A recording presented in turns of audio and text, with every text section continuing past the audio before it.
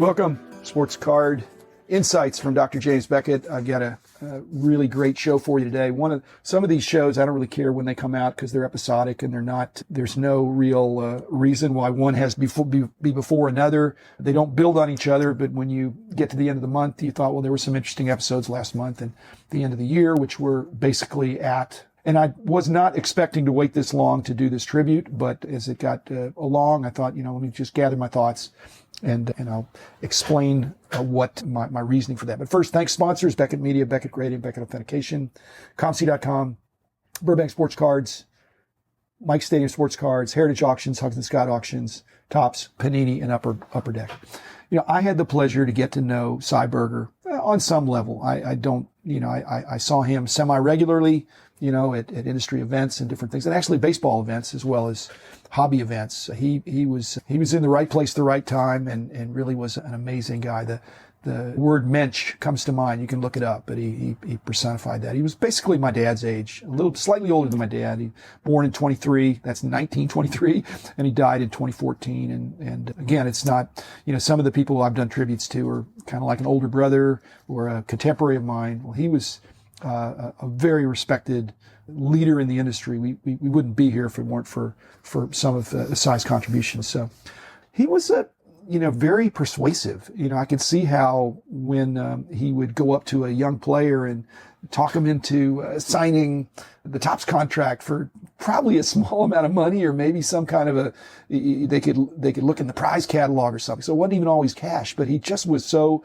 I don't even know what the word is, but he was hard to turn down. If he asked you for a favor, he did favors, and I'm not saying he expected. It's just he was just so engaging, a positive, good guy to be around, and you could see how he would come through for his friends. That's for sure. So the reason this is episode 261 is that's Willie Mays' 52 Topps card number. In the semi-high series, it's still a tough card.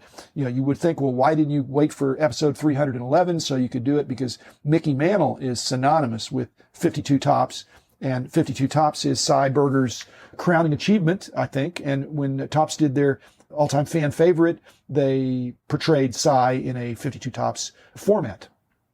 Just like I got portrayed in a 56 Topps format because that was my first set that I went after.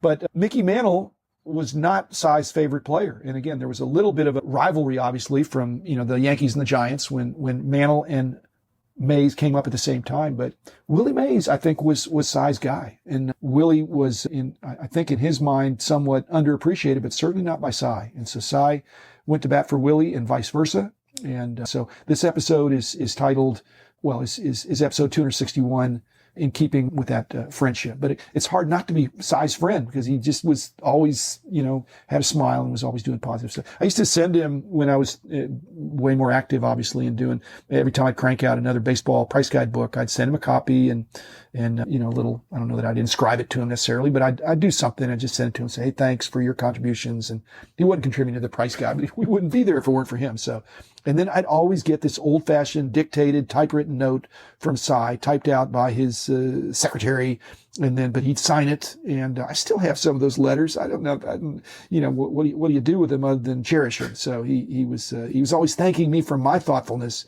And in reality, like I said, if he hadn't done what he did, I wouldn't have anything to write about anyway. So I'd see him at the baseball annual meetings. I didn't go every year, but I went sometimes when it was closer by, certainly the one in Dallas. And then there were others that I went to. And just walking around with Cy a couple of times, you could just see the Red Sea part.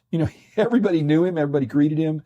And if I said, hey, I'm wondering about this, well, I'll take you right to him. And he'd introduce me to somebody. And again, those were in the days when the hobby was, just things were growing, and sports card collecting and baseball card collecting was a big deal for him. The Topps coffee table books, of which I have a couple of copies of, were done by and through his daughter Maxine, and they are wonderful. Back when that came out was when, I don't know if that was kind of the junk wax era, but those were books you could put on the coffee table and people could just open them up and see, essentially the fronts of all the Topps cards, at least of the first edition. Then they did football and they did some other classic cards, but those were works of art in a sense that collectors could really appreciate and be proud of. And again, I don't know how much that was his idea and how much it was his daughter's idea, but on the other hand, he made it happen.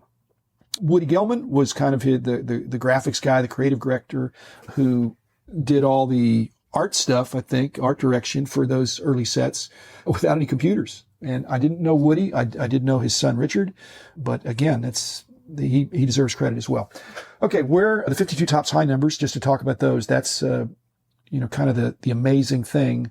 I think Topps would be an amazing story regardless, but the 52 Topps high numbers have just taken on mythic status. And over the years, especially in the 70s when I was an aggressive collector and trying to buy cards and collections, I found 52 Topps high numbers, which were instant home runs when you found them. They were just, there were so many collectors that tried to complete a 52 Topps set and they needed, and you could sell them all day long, but they were hard to find. But I found them in Canada. I actually bought a stash along with another guy up in the 70s. Found them in Kansas, which Roger Neufeld can verify. Found them in Peoria, Illinois, where I bought with another guy. And then in Hawaii.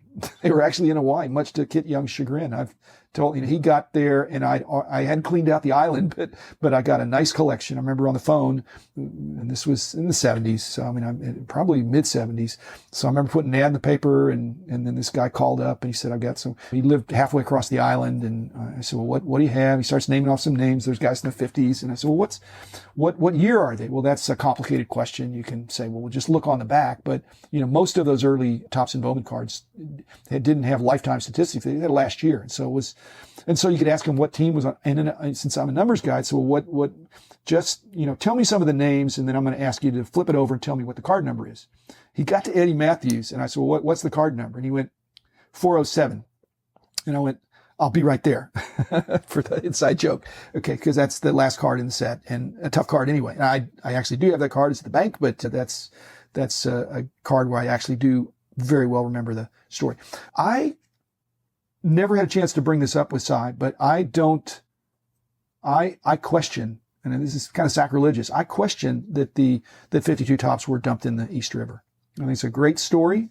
And I think it's apocryphal. I guess I'll never know, but I don't know that there's any receipt for destruction, but I don't know that that's what people would have done at that time, to dump them in the ocean or in the river or the lake. And it's kind of pollution. So, but what I do agree with is that those cards were not remaindered. And so if there were extra, because later years of Topps, when they had cards in the last series, they couldn't sell them. Sometimes they'd find their way into other remaindered situations. They weren't destroyed, but they were quietly sold. And if the Topps cards, wherever they went of those 52 high numbers, if they had printed just as many as these other sets and then released them into the hobby, we'd have a completely different situation, because the mantle already, those of you who follow closely know it's a double print.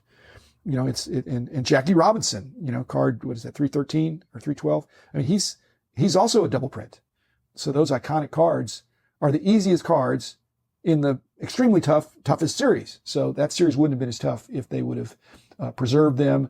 But Cy, I mean, again, I think he was a great storyteller, and whether it's hyperbole, but regardless, he understood that there needed to be a mystique of the cards in the collecting.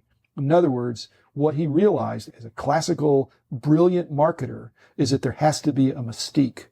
There has to be a mystique. If baseball cards got too commoditized, we wouldn't be here today. So the fact that he had a story, and he was an amazing storyteller. So I'm just saying maybe that story is exaggerated a little bit. Another one of Cy's claims to fame, I haven't seen this written up, but before he came along, the more prominent identification of the team that the player was playing on, other than his uniform and his name, there wasn't as much emphasis on using the team logo as part of the art composition of the card. And you look at the 52 Topps set, and one of the other, aside from the team logos, you've also got this little asterisk or starred box where you get a facsimile autograph, which again is not, I don't remember that happening before.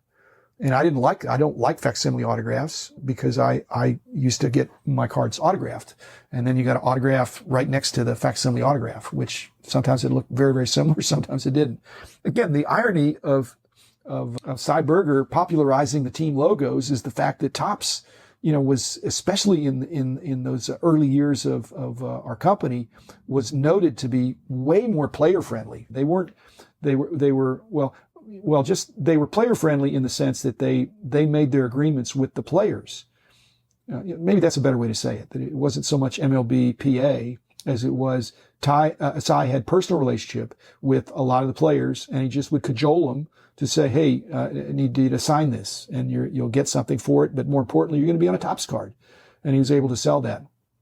And the team they played on wasn't as big a deal, but it was a big deal. And to give that more prominence was good. And you look at the growth of baseball over his lifetime was amazing.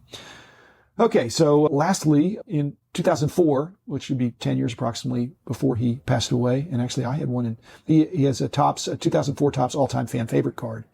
And I just want to say it's proudly displayed on my wall of fame, along with other luminaries. And I wouldn't even have a wall if it weren't for Sy. So I don't know that I get it. Mostly when I show people that, they gravitate.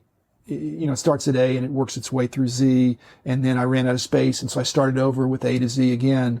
And so not everybody recognizes him. The older people that have collected for a really long time would recognize it. But again, the card I have there is not super valuable.